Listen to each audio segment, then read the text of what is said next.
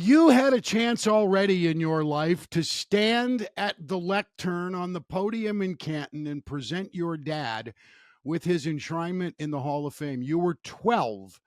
Um, Amazing to get that opportunity, and you're going to do it again for Steve McMichael in early August. I'm sure you're going to do your English teachers at St. Viator proud. Not that you didn't do a great job when Dad got enshrined in the early 90s, but have you started crafting your speech for Mongo? Well, you know what, Mac?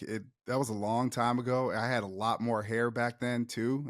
When I was on that podium last time on that stage in Canton.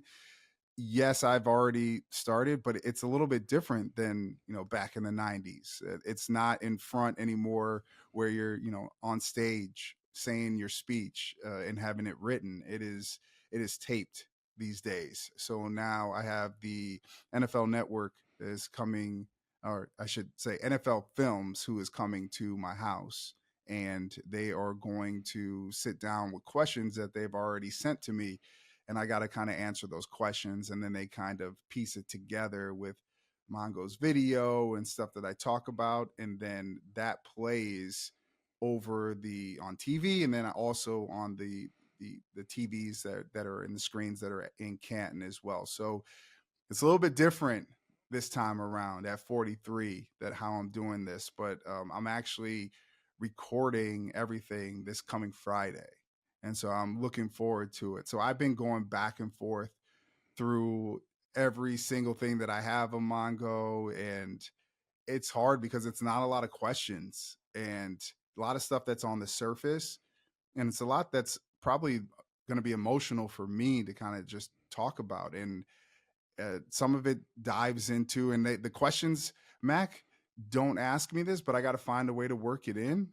Um, this time around, it just there's so many similarities to my father and Steve, right? I mean, for me, that it pops back when I think about it, not from the days when I did it back in '93, but also where we are right now and watching Steve and his battle with ALS to, you know, just vivid memories of my pops back in '99 of the battle and how strong Steve is and how strong my dad was, to the relationship that I had with both guys. My dad was my mentor, and then 2010, I end up playing indoor football on my last hurrah with Steve, and he's my head coach, and he became my mentor, and just the relationship with both guys. And Mac, I talked to Misty, and she was just talking about how the only time she's ever seen Steve cry was when their daughter was born, and I told her, well, I've seen him cry.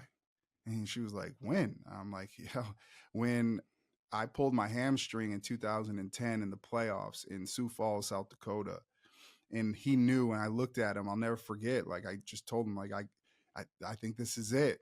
And I had tears running down my eyes, and he was standing across from me with the GM and also one of the owners. And Mac, he had tears rolling down his eyes, man. Like, he was bawling because that year we got so close, because I had so many questions, because I knew it was coming up to the end for me of my football career, and I didn't know what to do. And Mongo was there for me to kind of guide me through the things that were coming up and the questions that I needed to have, answered. He was answering those for me, and he became this voice for me that year. And so I think we've always been close, because he's seen me when I was a baby, growing up in diapers, to becoming a grown man who was on TV and on radio, and the trust that's always been there between the two of us is, it's super strong. And Mac, you've been around and you saw those years. You were around those years. The people that have been close to Steve, from his teammates to, I mean, everybody. The fact that he came to me first when he wanted to talk about his battle with ALS, and then to say, I want you to do the Hall of Fame speech. I It's not a lot of words, man. I get choked up just thinking about it, because there's so many other people that could have done this for him. But the fact that he chose me, man, is a true honor. And I think it speaks to our relationship and our friendship. And I look at him as an uncle. And if you would have told me, Mac, Mhm. back in the day, that Steve would be one of the people from when I was born, and like you talked about 87 when my dad retired. If you would have told me that Steve McMichael, Jim McMahon were going to be two guys that were going to look after me after my dad passed away, that were going to call me, text me, keep up with me, I would have told you, dude, those are two of the craziest dudes on that roster. There's no way those two dudes are going to look after me, and they both did. And I'm very, very grateful, and I'm honored. And this is one of those moments, man. I'm looking forward to. I'm a little nervous, but I think when I'm nervous, I know that it means something to me, and so I'm going to do what I do all the time. I'm not going to stress on it, and I'm going to knock it out of the park, and I'm going to do justice for Mongo, because this is a moment that he's been waiting for, and he's been fighting, Mac. Mac, he has been fighting for this, like fighting to stay alive for this, and man, it's been hard to watch, because when you watch somebody that you love go through what he's going through, um, it's devastating. But you and I both know that, man. I'm gonna tell you right now, the other similarities between my father and him, the way that they fight, their pain tolerance, what they can do to get out of their mental, whether it's play football or go through battles with my dad with cancer or him with ALS. They have something different. Two of the strongest people that probably have ever walked the face of this earth. They are the toughest, both toughest dudes. And to see Mongo keep fighting, man, we got to honor this man, because it's only right. No question. 95 career sacks, all those I, games played. I, A very soulful dude, you man. don't, Mac. I don't think people understand.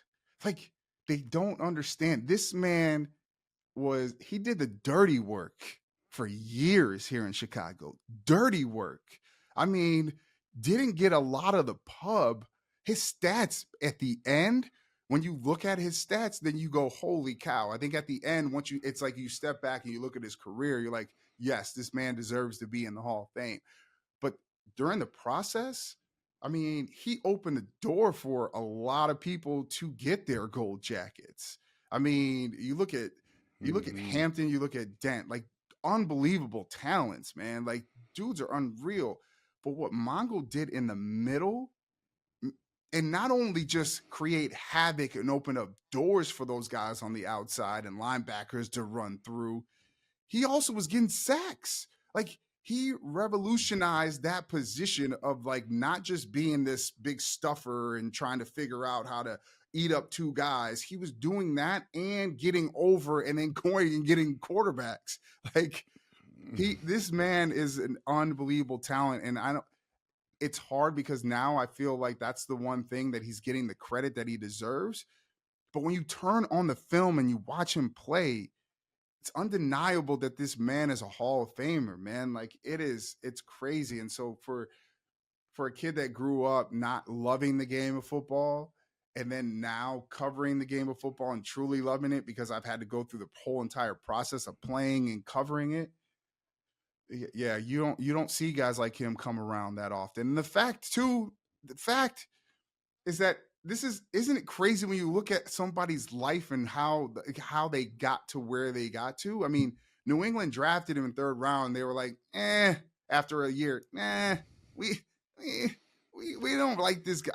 And then to see the fact that Buddy Ryan and Mike Ditka were like, yo, there's something here with this dude.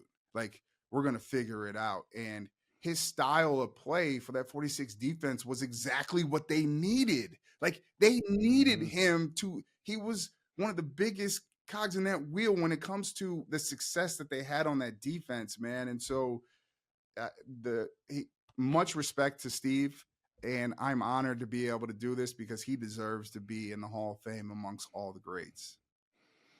I got real close to him after his career, well after his career. He scared the shit out of me when he played, so I kept him at an arm's length. He didn't like media. Um, That changed as he became a part of it, and I knew how he felt about you. I don't advise athletes too often unless they're coaching in a Super Bowl, and I say block Von Miller. That's my advice. But in NFL Films, will have something to say about this too. The great thing about recording it, Jarrett, as we wrap up this podcast, is you can start over and re-rack Yeah. it if you get too emotional. But my advice would be to let yourself get emotional. Oh, America should see you cry in those clips. yeah. I mean, I've had a hard time when I was, doing the score and I was talking with those guys. It hits me every time that I think about it. I think about him. I think about, everything that we've been through, um, all the stuff that I've seen. And 2010 was a big year for me, Mac, because I was in that transition. I've been playing sports since I was 4 years old. I didn't know what I was going to do with my life at all. Did not know, but I knew it was coming down to the end. And to have him in my corner, a guy that I was seeing him every single day at practice, on road trips, and and I know the one thing is those Mongoisms. Like, dude, I couldn't get enough. It was like Mongo, like just talk to me. And like we were on buses driving to these obscure little towns to play these arena football games, and I just was like, I was soaking up every single sentence, every single word, like every single phrase. Like, tell me more. And he helped me make some big decisions. And he's a big part of the reason why I'm at where I'm at right now. And so I'm very, very thankful and grateful for that. And I will always be indebted to Mongo for what he did for me throughout the years, but especially 2010.